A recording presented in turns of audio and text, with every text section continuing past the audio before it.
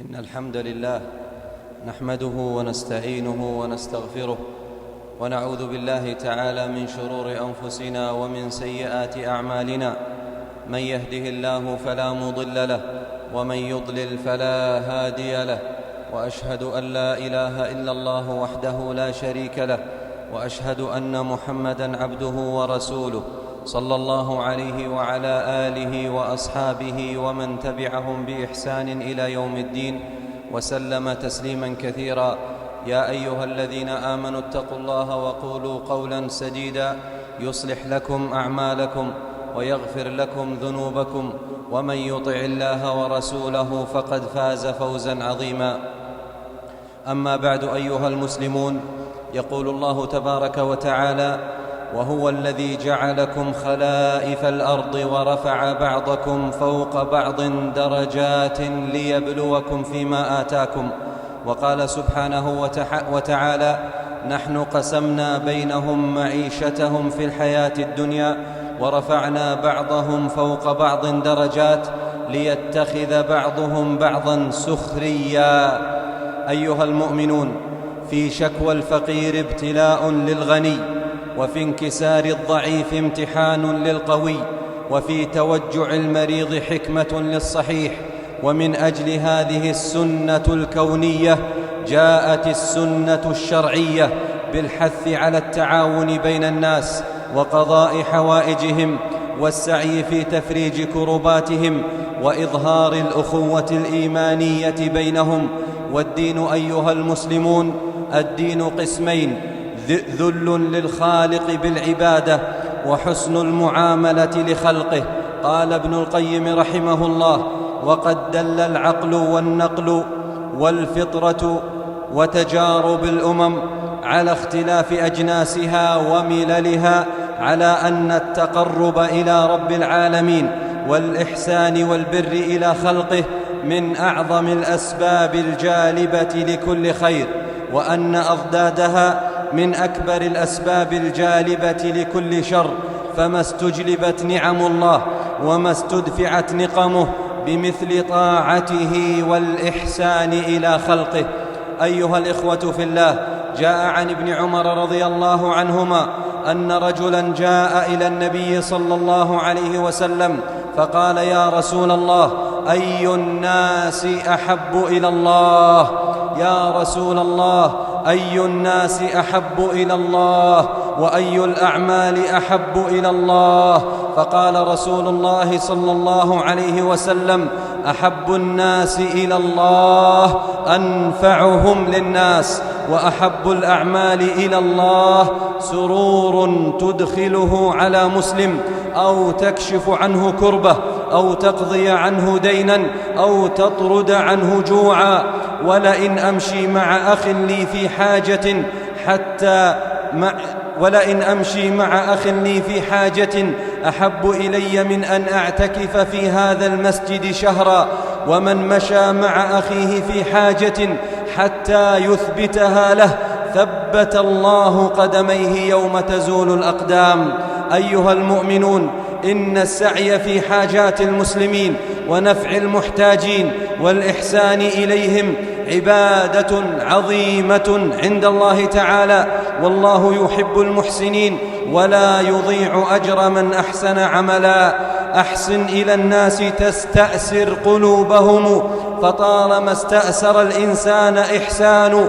وكن على الدهر معوانا لذي أمل يرجى نداك، فإن الحر معوان.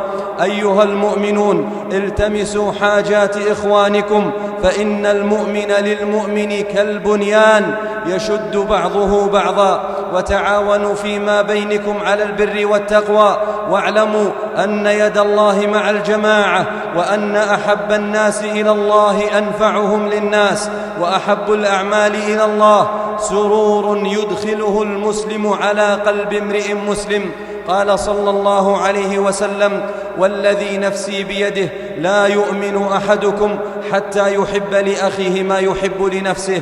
ونفع الناس أيها المؤمنون لا يقتصر على النفع المادي فحسب، ولكنه أشمل من ذلك وأعم، فيدخل في ذلك نفع الناس نفع الناس بالتعليم ونشر العلم النافع، ويدخل في ذلك النفع بالنصيحة الصادقة، ويدخل في ذلك النفع بالرأي والمشورة، ويدخل في ذلك النفع بالدعاء في ظهر الغيب. قال أبو العتاهية: اقض الحوائج ما استطعت، وكن لهم أخيك فارج، فلخير أيام الفتى يوم قضى فيه الحوائج. وصاحب المعروف أيها المسلمون لا يمكن أن يذهب عمله سدى، بل إن الله سبحانه يجزيه عليه في الدنيا خيرا، ويدخره له يوم القيامة أوفر الحظ والنصيب. فمن كان في حاجات إخوانه فإن الله سبحانه لا يخزيه أبدا ولا يخذله ولا يضيق عليه. قالت أم المؤمنين خديجة رضي الله عنها للنبي صلى الله عليه وسلم: والله لا يخزيك الله أبدا، إنك لتصل الرحم وتحمل الكل وتكسب المعدوم وتقري الضيف وتعين على نوائب الحق. من يفعل الخير لا يعدم جوازيه، لا يذهب العرف بين الله والناس. قال ابن عباس رضي الله عنهما: صاحب المعروف لا يقع. قال ابن عباس رضي الله عنهما: صاحب المعروف لا يقع، وإن وقع وجد متكئا، يعني أن الله يسخر له من يعضده ويسنده.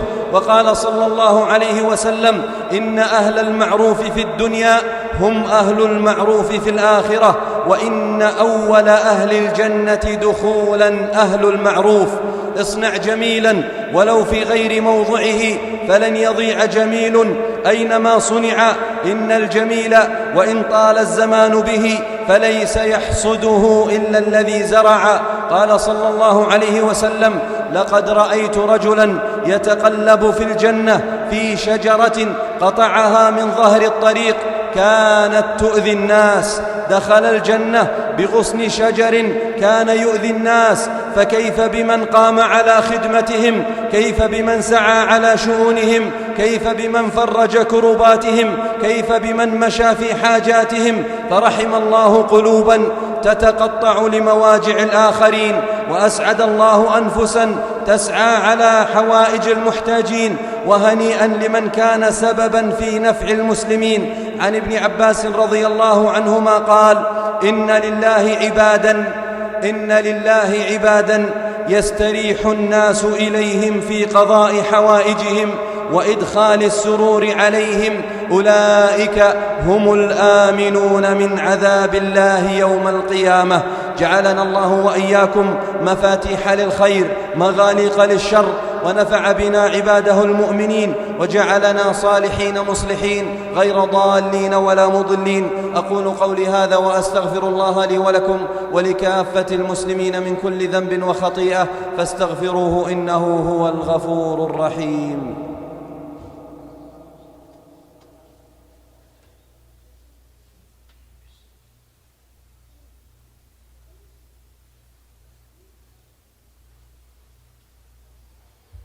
الحمد لله على إحسانه، والشكر له على توفيقه وامتنانه، وأشهد أن لا إله إلا الله وحده لا شريك له تعظيما لشأنه، وأشهد أن محمدًا عبده ورسوله الداعي إلى رضوانه، صلى الله عليه وعلى آله وأصحابه وإخوانه. وبعد، أيها المسلمون، إن نفع الناس والسعي في قضاء حوائجهم دليل على صفاء النفس ونقاء السريرة، دليل على طيب المنبت وسلامة الصدر.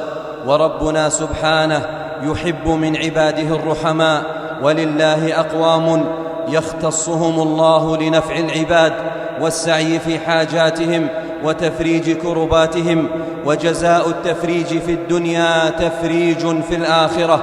قال صلى الله عليه وسلم: من نفس عن مؤمن كربة في الدنيا نفس الله عنه كربة من كرب يوم القيامة. ومن منا لا يريد أن يفرج الله عنه كربات ذلك اليوم العظيم، يوم يشيب الولدان وتشتد المخاوف ويجمع الخلق للحساب حفاة عراة مذهولين، يغشاهم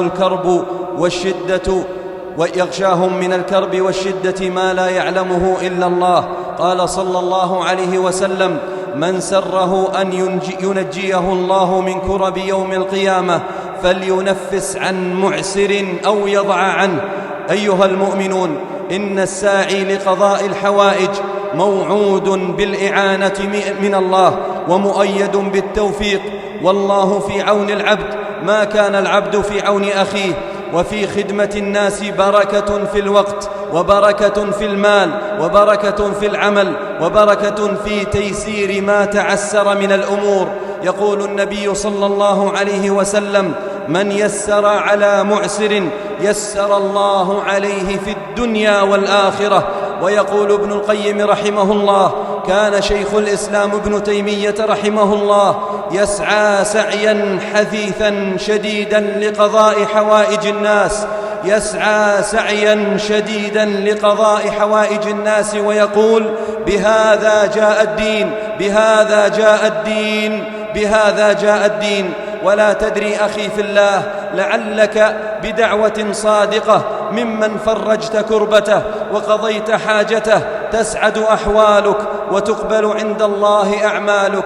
قال ابن عباس رضي الله عنهما: من مشى بحق أخيه ليقضيه له فله بكل خطوة يخطوها صدقة.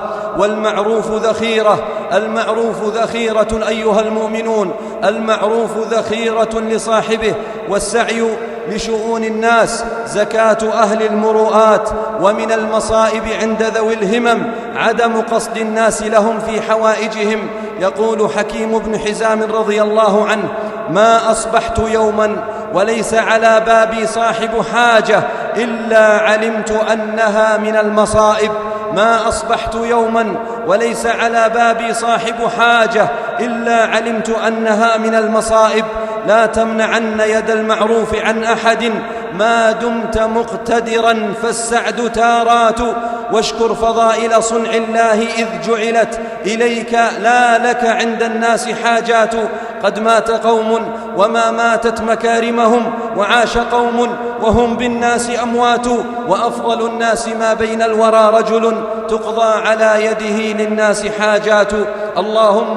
اللهم سخرنا لنفع الناس، اللهم سخرنا لنفع الناس، واجعلنا سببا في قضاء حوائج المسلمين، واجعلنا مباركين أينما كنا. اللهم فرج هم المهمومين من المسلمين، اللهم نفس كرب المكروبين من المسلمين، واقض الدين عن المدينين، واشف مرضانا ومرضى المسلمين، وارحم أمواتنا وأموات المسلمين. اللهم اجعل جمعنا هذا مرحوما وتفرقنا بعده معصوما، ولا تجعل فينا ولا معنا شقيا ولا محروما.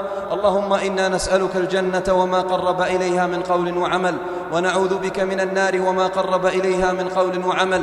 اللهم آت نفوسنا تقواها، زكها أنت خير من زكاها، أنت وليها ومولاها. اللهم اهدنا لأحسن الأخلاق، لا يهدي لأحسنها إلا أنت، واصرف عنا سيئها، لا يصرف عنا سيئها إلا أنت. اللهم أعنا على ذكرك وشكرك وحسن عبادتك. اللهم أعز الإسلام والمسلمين، وأذل الشرك والمشركين، وارفع البلاء عن إخواننا المسلمين في غزة. اللهم ارفع البلاء عن إخواننا المسلمين في غزة. اللهم ارفع البلاء عنهم يا رب العالمين. اللهم ارفع البلاء عنهم وأنزل عليهم رحمتك يا رحيم يا رحمن. اللهم عليك بعدوك وعدوهم، اللهم عليك بالصهاينة الظالمين، اللهم عليك بالصهاينة الغاشمين المعتدين. اللهم سلط عليهم عذابك وأنزل عليهم عقوبتك يا قوي يا عزيز. اللهم آمنا في أوطاننا ودورنا، وأصلح أئمتنا وولاة أمورنا، واجعل ولايتنا في من خافك واتقاك واتبع رضاك يا رب العالمين. سبحان ربك رب العزة عما يصفون، وسلام على المرسلين، والحمد لله رب العالمين.